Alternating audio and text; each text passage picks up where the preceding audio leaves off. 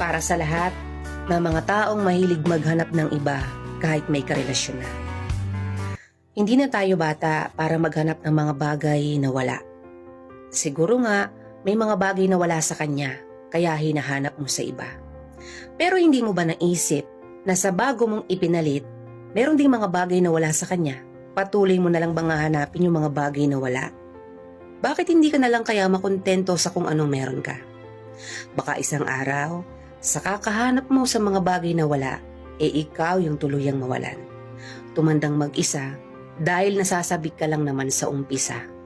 Magaling ka lang sa umpisa. Sa umpisa kung saan nandun pa yung kilig. Wala pang problema at wala pang hindi pagkakaunawaan. Huwag ka masyadong mapaglaro pagdating sa pag-ibig. Huwag pairalin yung damdamin na sa una lang lahat gagawin. Matuto tayong pahalaga ng mga taong tunay na nagpapahalaga at nagmamahal sa atin. Huwag kang pumasok sa isang relasyon kung hanggang simula lang ang alam mo.